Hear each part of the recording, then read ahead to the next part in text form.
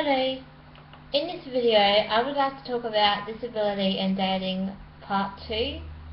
In my first video, I talked about how people with disabilities have the right to be in a relationship. Well, in this video, I would like to talk about the barriers and the dangers when it comes to people with disabilities dating. Now, if you haven't watched my first video, I'll just tell you exactly what I'm trying to talk about. I'm talking about people with disabilities finding relationships and how important it is to be able to let someone with a disability experience that just like everybody else would. We are no different to anyone else. We have the same desires, we have the same thoughts, we have the same feelings.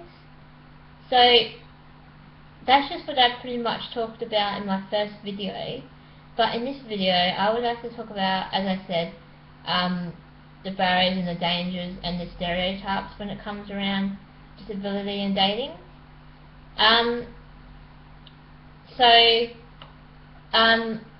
People with disabilities,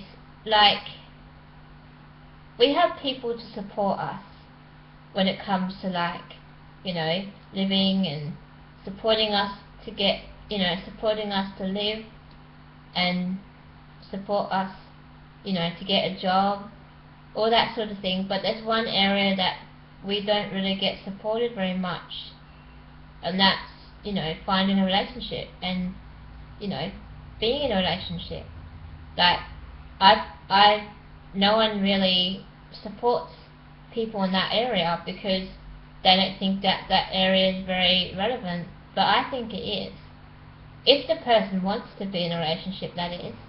I mean, for someone that wants to be in a relationship, I think it's important to be able to help that person and to teach that person what it's like to be in a relationship and what are the dangers and what are the barriers and what is good and what's not good about it. Now, someone with an intellectual disability may need information in a different way to be able to support them. But for someone with a physical disability that understands, that knows, that would be able to realize what a relationship is, I think it's important to make sure that you help them with that and not keep them away from that. The subject doesn't come up very often because people may not think that it's suitable, but I think it is because, as I said, everyone, even with a disability or not, should have the desire to be in a relationship just like everybody else. Whether it's intellectual, whether it's physical, whether it's both, it doesn't really matter what the person has, as long as the person is comfortable and wants to be in a relationship or not. It's up to them. It's not really up to anyone else to figure that out for them. You can't really say, oh, this person doesn't want to be in a relationship, when actually the person does.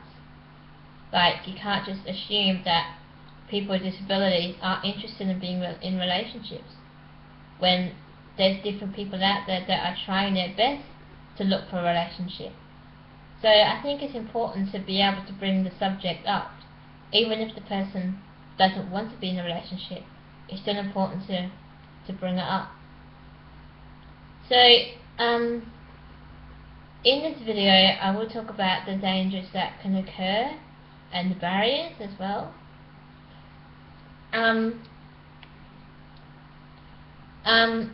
For instance, the one barrier that people with disabilities may face is privacy. People that have lots of needs, need a lot more care than someone else, may not have a lot of privacy. If they're in a relationship, that is, or if they're not in a relationship. If they're in a relationship and they want to have privacy, then that's okay, as long as someone respects that. I mean, you've got to respect everyone. I mean, you've got to respect privacy anyway, So if someone had a relationship and they had their partner over, then they have every right to have privacy. Also, that's probably one of the major barriers that people with disabilities face. And one other thing about the barriers is that people with disabilities may not be able to go out as much, because there are probably some places out there that aren't suitable for people with disabilities to meet someone. So they may not be able to go out, but there are other options besides going out to find somebody. So yeah. Talking about the dangers about having a relationship, just be careful about who you talk to and make sure that you get to know them a lot more than, because it's very limiting for someone with a disability, because you don't know whether they're trying to trick you or whether they're trying to pretend, and then once you meet them they end up taking advantage of you, and that could really turn things awkward and dangerous. So in that sector, I would really say, just be aware of who you're talking to, don't let them take advantage of you, and just explain to them that you have a disability, and be honest with them, because yeah, just be honest, and if they don't like that, then that's their problem. I would like to talk about the stereotypes around people with disability dating, such as I said before, people assuming that people with disabilities aren't interested in dating, when that's obviously not true, because people with disabilities have different desires. We don't all have the same desires, we don't all have the same feelings, we all have different feelings and different thoughts. We're all not the same. So that's probably all I want to talk about in this video. If you have any other questions about disability and dating, please comment down below. I'm happy to help you. I would love to hear stories if you have any. Please watch my videos. It'd be an honor to me if you did, and I'm hoping that I'd get subscribers, because the more I get subscribers, the more videos I'll do, and they won't be all the same, they'll be all different. So yeah, please watch my videos, and please comment down below, and please subscribe. Thank you.